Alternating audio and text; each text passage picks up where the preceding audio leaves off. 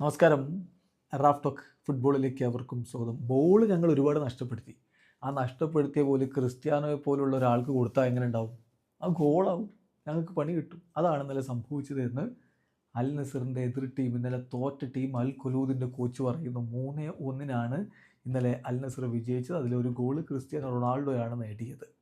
കളിക്ക് ശേഷം അവരുടെ കോച്ച് അൽ ഖുലൂദിൻ്റെ കോച്ച് പറയുന്ന വാക്കുകളിലേക്ക് നമ്മളൊന്ന് പോവുകയാണ്. അദ്ദേഹം പറയുന്നു, ഞങ്ങൾ കളിയിൽ വേണ്ടത്ര ഫോക്കസ് ചെയ്തില്ല എന്ന് പറയേണ്ടി വരും. ഒരുപാട് ബോളുകൾ ഞങ്ങൾ നഷ്ടപ്പെടുത്തി അൽ നസറിന് കൊടുത്തു. ക്രിസ്ത്യാനോയെ പോലുള്ളൊരു പ്ലെയർക്ക് ബോൾ നമ്മൾ അങ്ങോട്ട് കൊടുത്താൽ പിന്നെ ആ കളി ബുദ്ധിമുട്ടേറിയ ഒന്നാകും. അതിലെന്ത് അത്ഭുതം, CR7 അങ്ങനെയുള്ള കളിക്കാരനാണ്. സെക്കൻഡ് ഹാഫിൽ ഞങ്ങൾ കുറച്ചുകൂടി നന്നായിട്ട് കളിച്ചു. നമ്പേഴ്സ് അത് കൃത്യമായിട്ട് പറയുന്നുണ്ട്. അവർ ആ ഒരു ഘട്ടത്തിൽ ചില ശ്രമങ്ങളൊക്കെ നടത്തിയെങ്കിലും ഞങ്ങൾ നന്നായിട്ട് കളിച്ചിട്ടുണ്ട്.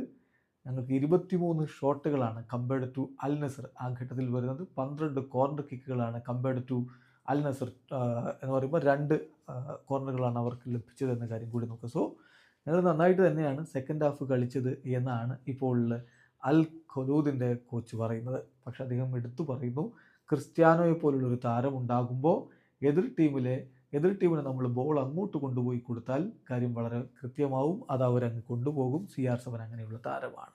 സംശയം വേണ്ട, CR7 അങ്ങനെയുള്ള ആൾ തന്നെയാണ്. 40 വയസ്സായെങ്കിലും സൗദി പ്രോ ലീഗിൽ വമ്പന്മാർ കളിക്കുന്ന സൗദി പ്രോ ലീഗിൽ ഇപ്പോൾ ഗോളടിയിൽ ഒന്നാമതാര അത് ക്രിസ്ത്യാനോ റൊണാൾഡോയാണ്. 19 ഗോളുമായിട്ട് അദ്ദേഹം 1-ാം സ്ഥാനത്ത് വിരാജിക്കുന്നു. അബ്ദുറസാഖ് അബ്ദുള്ളക്ക് 17 ഗോളുകളും ഇവാൻ ടോണിക്കും കരീം ബെൻസിമക്കും മാർക്കോസ് ലിയനാർഡോക്കും 16 വീതം ഗോളുകളുമാണ് ഇപ്പോൾ അവിടെ ഉള്ളത്. അവിടെ ഗോൾഡൻ ബൂട്ട് പോരാട്ടം മുറുകുകയാണ്. ഇവിടെ അവസാനിക്കുന്നു.